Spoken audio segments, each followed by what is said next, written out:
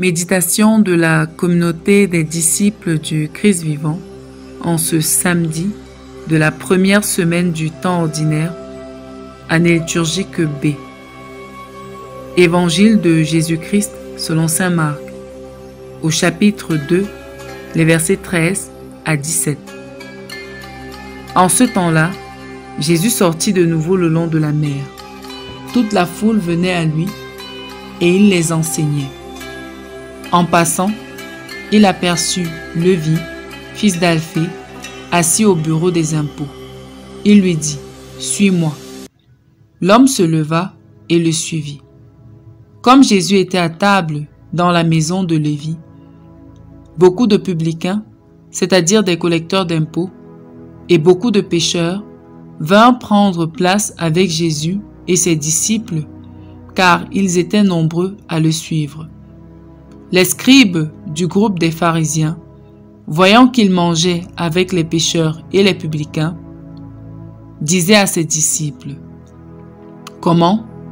Il mange avec les publicains et les pécheurs ?»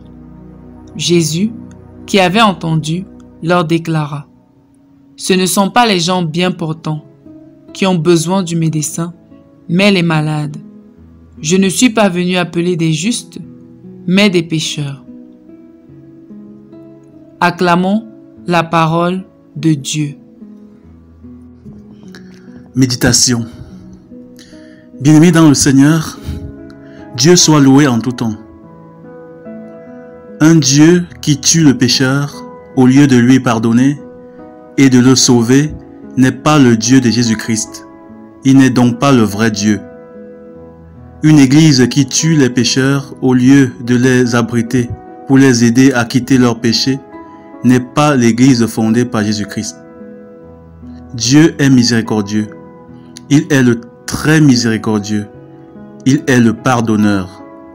La péricope de l'évangile que nous venons de suivre nous le montre bien.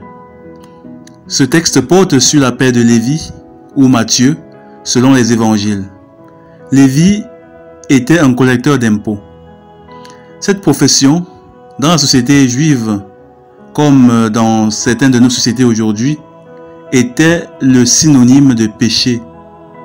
Un collecteur d'impôts était donc un pécheur officiel, connu de tous, un pécheur public.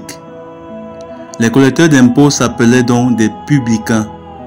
Lévi était un publicain. C'est de son poste de collecteur d'impôts que Jésus l'appelle et lui manifeste son intention de manger chez lui. Il reçut Jésus et c'est au cours de ce repas qu'il va renoncer à son travail vicieux pour devenir un disciple du Christ, un disciple de la vérité, de la justice, du bien. C'est dire que tout homme, quel que soit son péché, peut se convertir. Jésus est venu pour que nous nous convertissions, quel que soit notre péché. Jésus était un grand pédagogue. Il enlève le péché de Lévi sans détruire Lévi, mais en lui redonnant vie, en lui redonnant espoir, en lui redonnant sa dignité d'enfant de Dieu. C'est dire que Jésus prend soin de ne pas jeter le bébé avec l'eau du bain, de ne pas jeter le pécheur avec le péché. L'eau du bain contient toutes nos iniquités, nos bêtises, nos péchés, et c'est de l'eau impure à verser très loin. Mais le bébé, le pécheur pardonné, doit être gardé. Ce degré de miséricorde de Dieu nous a toujours déconcertés. L'homme est souvent très dur envers ses frères et sœurs pécheurs, mais tendre envers soi-même. Il traîne un péché qu'il caresse depuis des années.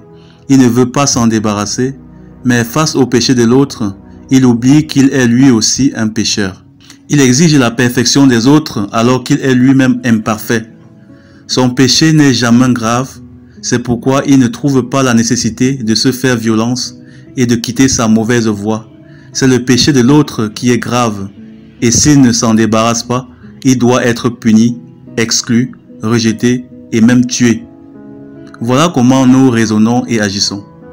Non, Jésus nous donne aujourd'hui une leçon de miséricorde. Soyons miséricordieux comme notre Père Céleste est miséricordieux. Le remède qui aide le pécheur à guérir de son péché s'appelle l'amour. Si le pécheur ne se sent pas accueilli et aimé, il ne se convertira pas, du moins pas durablement. Si nous voulons aider un pécheur à se convertir, il faut d'abord l'accueillir et lui manifester notre amour et notre attention. C'est ce que fait Jésus en acceptant de manger avec Lévi et chez Lévi.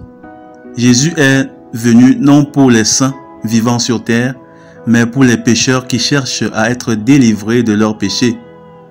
Ne soyons pas des juges, de peur d'être des juges partiaux, des juges injustes, qui se ménagent et oppressent les autres.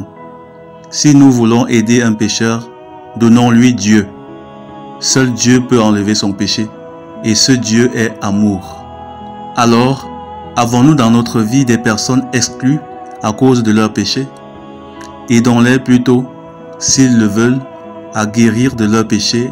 En le faisant, nous comprendrons que l'exclusion, que nous préférons très souvent, cache notre refus de nous donner, de nous investir pour aider l'autre à être sauvé de son mal par le Seigneur. Prions.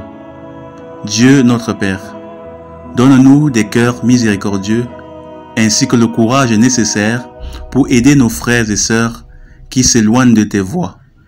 Par Jésus le Christ notre Seigneur. Amen. Intercession. Nous te prions, Seigneur, pour les pécheurs, jugés et abandonnés par les hommes. Suscite, Seigneur, des cœurs bien disposés pour te porter à eux. Ainsi tu pourras, à travers eux, les toucher, les aimer et les guérir. Vierge Marie, Mère de tous les humains, intercède pour nous. Exercice spirituel. Investissons-nous aujourd'hui pour aider une personne que nous avions rejetée, à qui nous avions refusé le pardon, parce qu'elle nous a réellement fait du tort. Loué soit Jésus-Christ. À jamais.